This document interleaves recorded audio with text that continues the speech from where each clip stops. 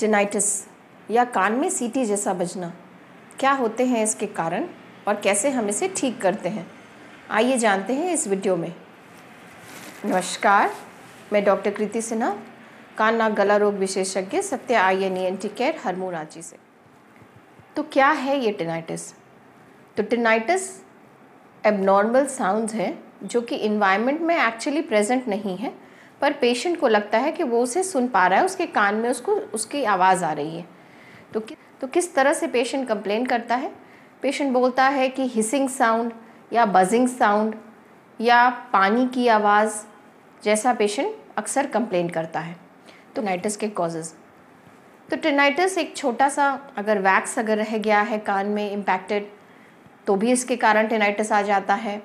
या कान में कोई इन्फेक्शन हो गया है, या अगर पेशेंट के नाक में या थ्रोट में इन्फेक्शन हो गया है जिसके कारण उसका ट्यूब का ब्लॉकेज हो गया है, तो भी पेशेंट कभी कभार टिनाइटिस कंप्लेन करता है।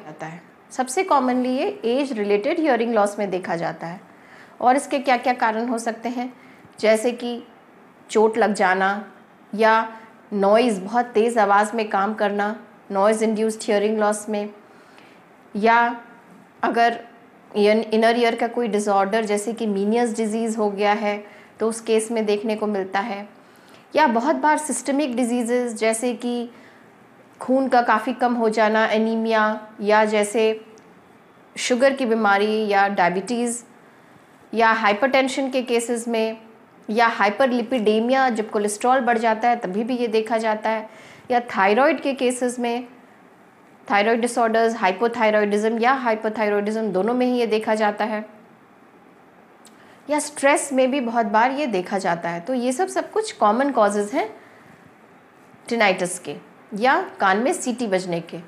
अब प्रिकॉशंस हम क्या क्या पेशेंट को एडवाइस करते हैं। तो प्रिकॉशंस के लिए सबसे पहले आपको स्ट्रेस बिल्कुल भी नहीं लेना है। आप अगर किसी भी फॉर्म में अल्कोहल या स्मोक या कोई भी फॉर्म में आप अगर टबैको लेते हैं तो आपको उसे अवॉइड करना है। हेडफोन्स का यूसेज बहुत कम करना है और तेज़ आवाज़ वाली जगहों पर कम जाना है। बहुत लाउड नॉइज़ जैसे कि डीजे और ये सब वाली जगह पे बहुत ज़्यादा चांसेस होते हैं टिनाइटिस का होने का, इसलिए ये सब चीज़ें अवॉइड करनी है। और टिनाइटिस के प्रिकॉशंस के लिए आपको कैफ़ीन का इंटेक काफ़ी लो कर देना है।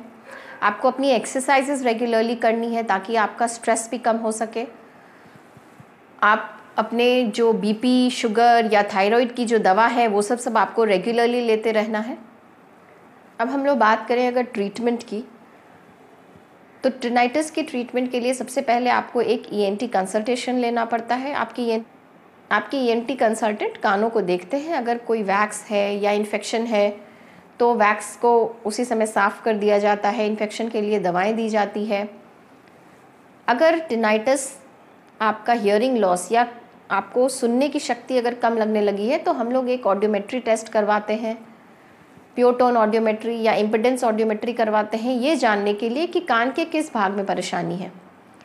अगर ऑडियोमेट्री में हमें ये दिखता है कि नस की कमज़ोरी आना शुरू हो गई है तो हम लोग पेशेंट को न्यूरोट्रांसमीटर्स इन्हांस करने के लिए दवा देते हैं, जैसे कि कैरोवरीन, जिंको बाइलोबा, मिथाइल कोबालामीन। या बहुत बार पेशेंट इन ड्रग्स से भी पेशेंट को बहुत आराम नहीं मिलता है तो हम लोग पेशेंट्स को हियरिंग एड्स प्रिस्क्राइब करते हैं, या हियरिंग एड के साथ साथ टिनाइटिस मास्कर्स भी बोलते हैं।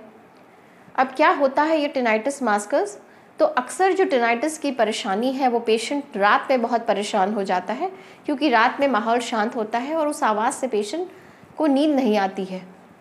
तो इस केस में हम लोग पेशेंट को या तो बोलते हैं कि पेशेंट उसको इग्नोर करने की आदत डाल ले या टिनाइटिस मास्कर्स यूज़ करे। तो टिनाइटिस मास्कर्स एक डिवाइस की तरह है जो आपके कान में लगाया जाता है और उससे एक कांस्टेंट साउंड प्रोड्यूस होता है आपके कानों में, जो कि आपके जो कान में जो ध्वनि आ रही है उसको वो मास्क करने में मदद करता है। तो ये काम होता है टिनाइटिस मास्कर्स का। या बहुत बार हम लोग पेशेंट को, अगर पेशेंट डिवाइस नहीं यूज़ करना चाहते हैं तो पेशेंट को हम लोग वाइट नॉइज़ बॉक्स आता है, जो एक डिवाइस होती है जो एक्सटर्नल, वो कान में लगाने की डिवाइस नहीं होती है, वो आप एक आप एक रेडियो या एक मोबाइल फ़ोन के जैसा होता है वो, जिससे एक आवाज़ आती है जो आपको हेल्प करता है to ignore the noise coming from your ears. वो आपको मदद करता है कि आपके कान के अंदर से जो ध्वनि आ रही है आप उसको इग्नोर कर सकें और फिर आप एक पीसफुल नींद ले सकें। तो ये काम होता है बेसिकली मास्कर्स का। अगर मेरे द्वारा दी गई जानकारी आपको यूज़फुल लगी हो तो मेरे चैनल को प्लीज़ लाइक करें, शेयर करें और सब्सक्राइब करें। सत्या INENT केयर में कंसल्टेशन के लिए स्क्रीन पे दिए गए नंबर से संपर्क करें। नमस्कार।